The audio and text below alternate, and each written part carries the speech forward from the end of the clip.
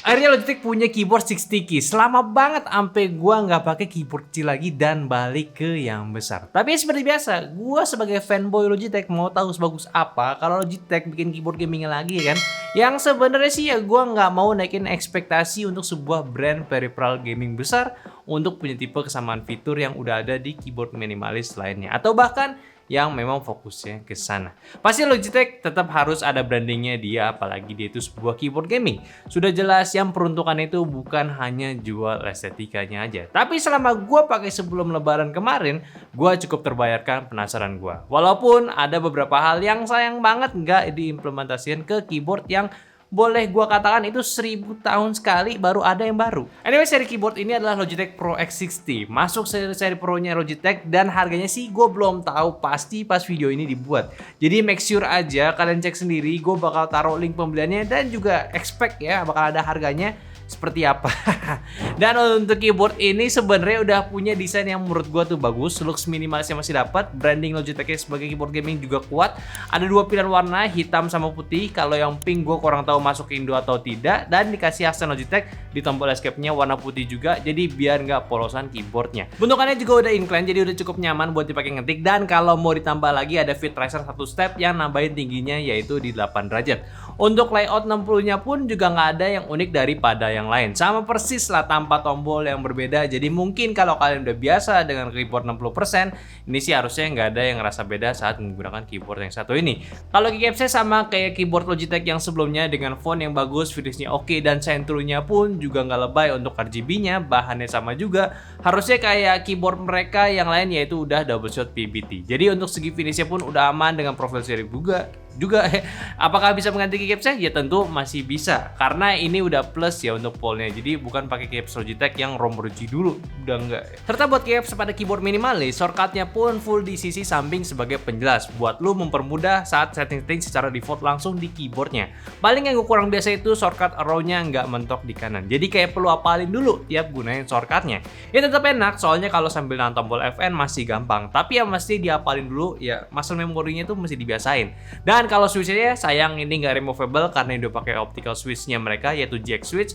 Kalau pilihannya juga dua kalau nggak salah, ada tactile dan linear juga. Cuma yang gue pegang ini adalah tactile. Sound profile-nya standar dan nggak pingin, nggak perlu di-treat lagi lah. Tapi sayangnya optical switch ini belum mendukung teknologi kayak Razer punya, yaitu rapid trigger. Cuma secara standar ini juga udah cukup, bukan berarti jelek. Gue sendiri pun juga belum pernah cobain lama pakai teknologi itu. Jadi ya standar keyboard gue pun ya masih belum berubah.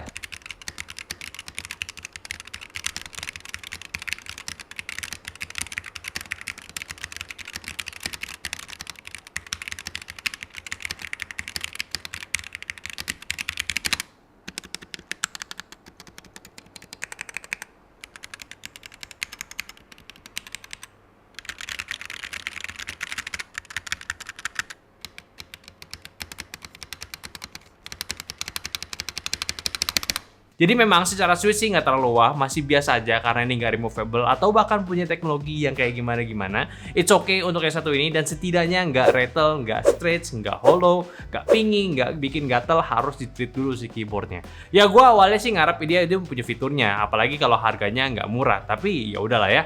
Dan sekarang fitur yang ada di case ya, port tombol ada apa aja sih? Yang pertama di bagian punggung keyboardnya dia itu ada port Type-C di sebelah kiri dengan switch on off-nya. Terus ada tombol pengganti mode Bluetooth ataupun wireless di sisi kanannya. Ini gue suka, jadi cepat buat ganti mode kalau gue mau pindah laptop tanpa copot USB-nya. Terus juga di samping kiri ada dial untuk pengaturan volume, dan gue juga suka karena posisinya pun cukup enak buat atur volumenya. Tapi sayang nggak sayang, dia nggak bisa disetting. Ya nggak sayangnya sih sebenarnya tiap keyboard yang ada dial ataupun knob yang programmable, ujung-ujungnya sih ya gue nggak setting lagi gitu. Sama satu nih yaitu game mode switch-nya ataupun mode gaming mode switch gitu ya.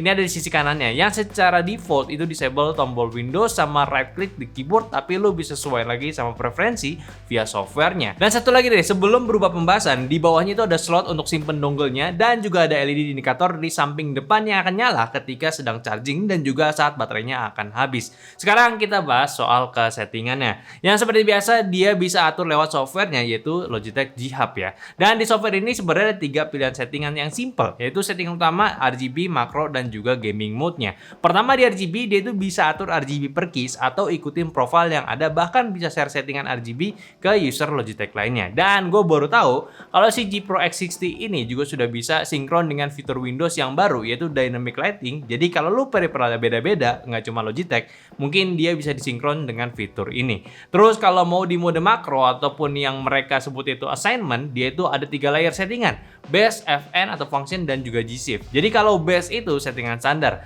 atau penggunaan keyboard seperti biasa. Terus FN itu adalah settingan yang aktif ketika kalau dipencet tombol FN, dan si G-Shift-nya itu adalah tombol yang akan mesti diaktifkan dulu. Jadi kalau udah aktif tinggal pakai aja, nggak perlu pakai tombol FN lagi. Yang mereka sih sebutin adalah teknologi key control ya. Cuma menurut gue ini harusnya udah ada dari kapan tahu sih. Asli, kenapa nggak bisa se-custom itu dulu nih keyboard gitu ya. Padahal ini kan keyboard gaming selama ini, dan akhirnya udah ada sekarang yang lumayan buat keyboard kecil kayak begini. Lu bisa tumpukin banyak shortcut selain bawaannya aja, tapi bisa diubah per tipe penggunaannya. Bahkan bisa disetting untuk game tertentu. Ini seru sih, tapi intinya kayak kalau bingung tinggal tunggu aja, nanti ada community yang bikin settingan untuk game tertentu biar lebih gampang.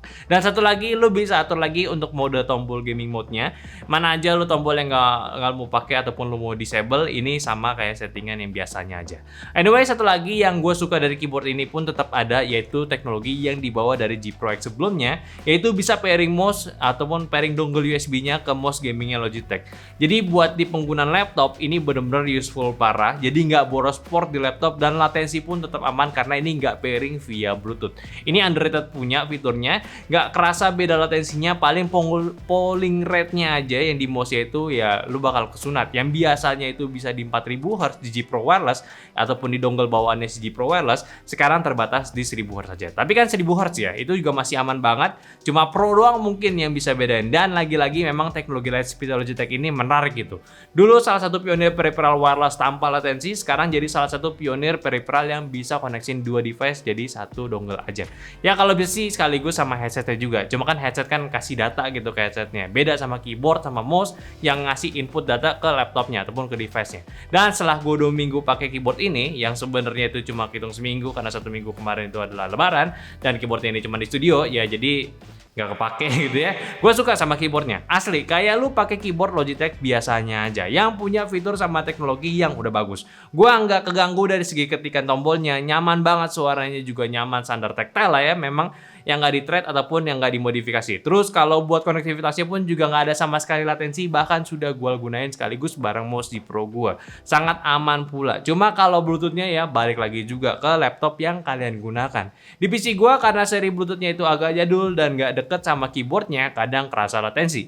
Cuma pas gue ke laptop dengan seri Bluetooth yang lebih baru dan sama kayak keyboard si ini nih, ya bakal minim latensi banget kok dari segi penggunaan. Sama pula untuk baterainya, walaupun nggak dijelasin berapa kapasitasnya, ya cuma mereka klaim di 65 jam tahannya, gue pakai seminggu, ini sisa 30% terakhir ya. Itu pun di kondisi penggunaan lighting yang nyala on full ya saat digunakan, dan mode wireless light speed juga, serta otomatis ketika nggak digunakan. Ini pun setelah gue charger dapat kapasitas lebih dari 60 jam penggunaan, ya ini termasuk irit banget lah untuk sebuah keyboard. Dan juga untuk build quality-nya emang udah standar Logitech deh ya, nggak gunain alu case yang tetap ABS tapi punya barang jadi kayak yang masih oke lah. Keyboardnya tergolong ringan, tapi fit rubbernya saat gue gunakan di atas deskmat itu nggak goyang-goyang, bahkan risernya pun nggak gampang nutup, nggak gampang jatuh.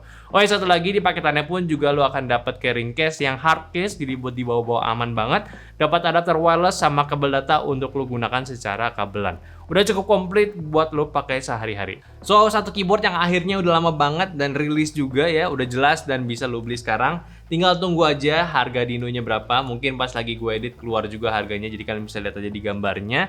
Dan satu lagi yang perlu gue sampaikan dari infonya juga, ini keyboard dibuat dengan masukan pro gamer ya. Jadi harusnya sih udah sesuai dengan apa yang diinginkan para gamer. Kalau menurut gue, untuk sebuah keyboard gaming sih ya udah pasti wajib wireless tanpa lag, karena bisa nyesuaiin posisi main game yang terkadang suka ekstrim. Soal estetika itu ya pasti bakal di nomor 2 kan. Dan adanya ukuran 60% layout ya bukan berarti akan menyamakan dengan style keyboard keyboard 60% lainnya, tapi ya memang ini harusnya ditandingin ke keyboard gaming minimalis lainnya. Minimalis kayak gini jelas buat game yang memang cukup to the point dari segi penggunaannya. Kayak game FPS yang straight banget ya, dan yang lainnya pun tombol-tombol lainnya itu nggak terlalu penting untuk digunakan. Ditambah ukurannya kecil juga bisa lo posisiin keyboard lebih pas lagi saat bermain dan juga aiming menggunakan mouse-nya. Tapi kalau buat main game MOBA ataupun MMORPG yang punya banyak hotkey kombonya, mungkin lo perlu pembiasaan dan gunain shortcut makro yang disediain sama si Logitech ini sih. Yang pasti kalau suka main bareng teman secara langsung dan ingin bawa-bawa peripheralnya, keyboard minimalis kayak gini udah pasti paling enak, gak makan tempat di tas, serta gak berat juga. Paling minusnya ya beberapa fitur yang masih belum ada pada komputernya seperti tadi, yaitu Razer Rapid Trigger-nya, karena kan ini bukan removable dan fix pakai optical ya, yang harusnya sih Logitech udah memungkinkan banget punya teknologi seperti ini. Yang kabarnya juga untuk pro player ataupun gamer entusias itu cukup pengaruh saat main game. Jadi harusnya sih bisa gitu gunain teknologi yang sama.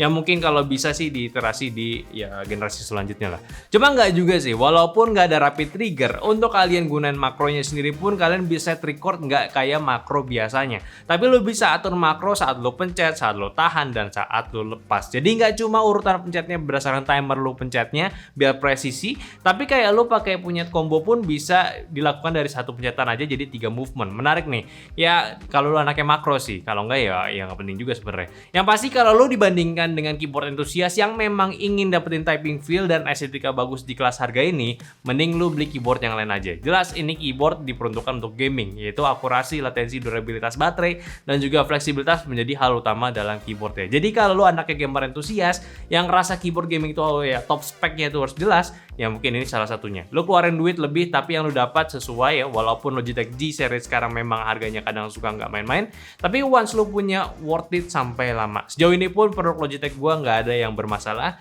cuma mouse aja dulu yang sering double click, cuma karena G Pro terakhir udah ada ganti switch yang klaimnya jadi jauh lebih durable. Gua rasa ya Logitech mau lu beli produk yang memang nggak asal murah, tapi timbal baliknya lu dapat produk yang awet sampai lama gitu. Dan ternyata setelah kesimpulan bahasan barusan, harganya keluar. Keyboardnya itu ya di harga 2,79 juta. Gua rasa ini masih masuk lah ya buat di ranah keyboardnya Logitech ya. Intinya mah sekarang masih ada nggak sih Logitech fanboy di sini? Ya, coba aja komen di sini.